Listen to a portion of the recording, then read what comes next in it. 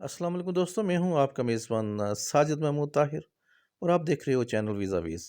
आज के visa Vs में हम आपको बताने जा रहे हैं कि यूके का स्टूडेंट विज़िटर वीज़ा क्या होता है और यूके का शॉर्ट टर्म वीज़ा क्या होता है, दीगर वीज़ों की निस्बत इसमें क्या मुमासलत है, क्या चीज़ें इसको मुमय्यज़ करती हैं और इसमें कौन-कौन सी आसानियाँ, कौन सी खूबियाँ और कौन सी चीज़ें ऐसी हैं जिनकी केयर लाज़मी है।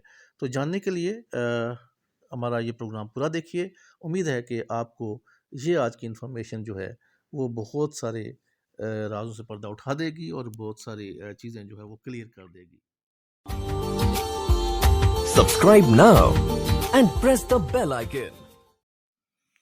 जी हाँ दोस्तों, आप जानते हो कि यूके पहले से ही विज़िटर वीज़ा ऑफ़र कर रहा है और विज़िटर वीज़ों में 6 मंथ से लेकर 10 इयर्स तक भी ऑफ़र करता है। और दूसरी तरफ स्टूडेंट है वो भी कई साल तक स्टडीज़ कर सकते हैं और उसके अलावा आजकल तो आगे उनका पोस्ट स्टडी वर्क भी शुरू कर दिया गया है। तो फिर ये शॉर्ट टर्म और स्टूडेंट विजिटर वीज़ा की ज़रूरत क्यों महसूस हुई?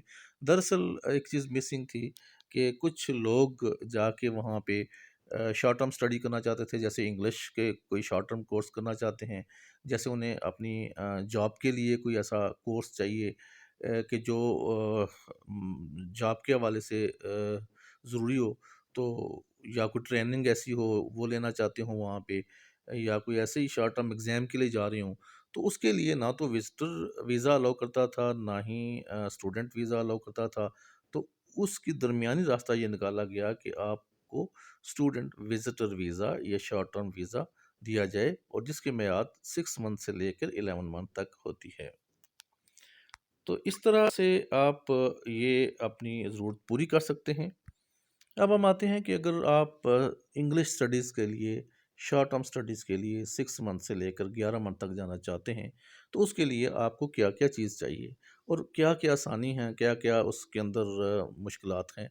सबसे बड़ी आसानी तो ये इसके अंदर है कि अगर आप स्टूडेंट विज़िटर जाना चाहते हैं, तो उसके अंदर अगर आप इंग्लिश का कोर्स करना चाहते हैं, तो आपको लाज़मी नहीं है कि आपके अपने नाम पे बैंक स्टेटमेंट हो। आपको लाज़मी नहीं है कि आपके फ़ादर के नाम पे हो। आपको लाज़मी नहीं है कि आपका कोई इमीडिएट रिलेटिव या करीबी रिश्तेदार हो। उसके लिए लाज़िम नहीं है, क्योंकि कोई दोस्त भी आपको स्पॉन्सर कर सकता है। कोई कंपनी भी आपको स्पॉन्सर कर सकती है। फ़र्ज़ करें कि आप किसी कंपनी में काम कर रहे हैं और वो कहती है कि हाँ जी, आज ये डिग्री करके ले आओ, या ये सर्टिफ़िकेट जो है वो आप यूके से करके ले आओ, तो हम आपको आपकी सैलरी बढ़ा देंगे, आपको आपकी जॉब भी अपग्रेड कर देंगे। तो इस तरह से अगर आपकी ज़रूरतें हैं, तो उसके लिए ये कोई लाज़िम नहीं है कि आपके अपने अकाउंट में पेमेंट पैसे हों, कोई लाज़िम नहीं है कि आपकी फैमिली मेंबर के अकाउंट में हों। कोई भी फ्रेंड, कोई भी बंदा जो इसका अहल है, वो आपको सपोर्ट कर सकता है। ये होगी आसानी की बात। अब इससे आगे चलते हैं कि आप इंग्लिश पढ़ने के लिए जाते हैं, तो फिर आपको आइल्स चाहिए होगी या नहीं चाहिए होगी, और ये कि आपका लेवल कैसे जाँचा जाएगा। तो पहली तो बात ये है कि आइल्स लाज़मी नहीं है।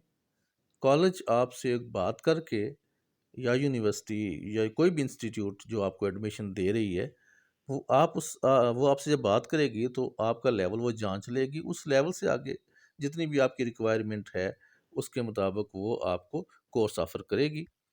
तो ये भी मामला आपका सॉल्व हो गया कि आपको आइल्स की भी ज़रूरी नहीं है।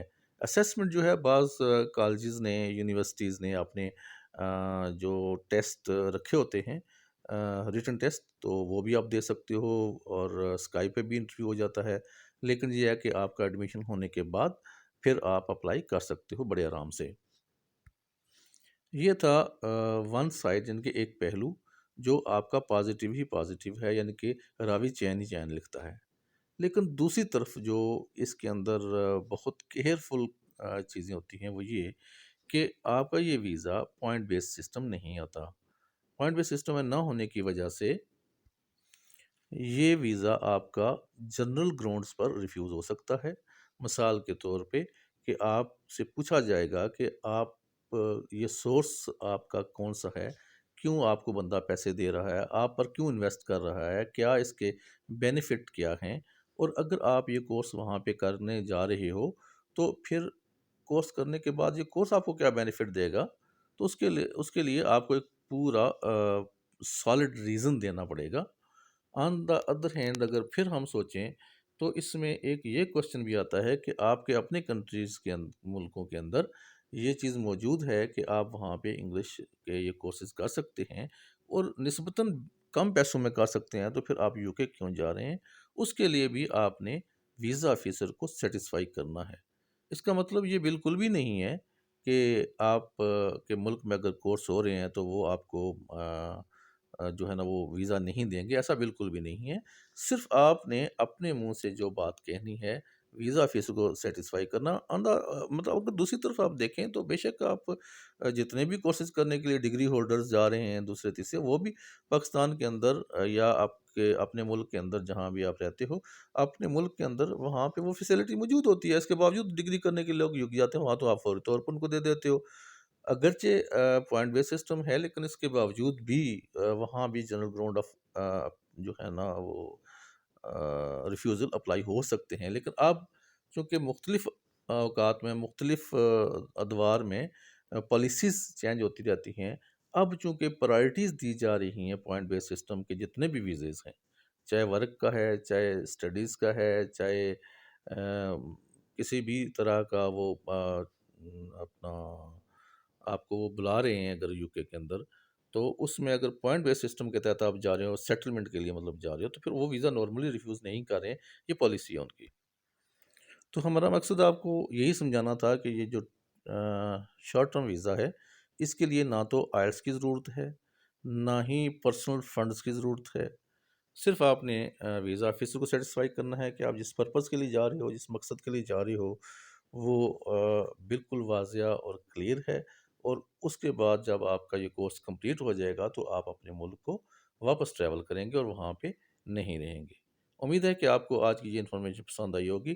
اگر آپ کا پھر بھی کوئی کوشچن ہے جو اس میں رہ گیا ہو اور میں آپ کو واضح نہ کر سکا ہوں، آپ کمنٹ سیکشن میں اپنا کوشچن کر سکتے ہیں، آپ کو جواب ان ڈیو کورس دے دیا جائے گا۔ تھینک یو سو مچ۔ اللہ نگہبان۔ Subscribe now and press the bell icon. Never miss an update.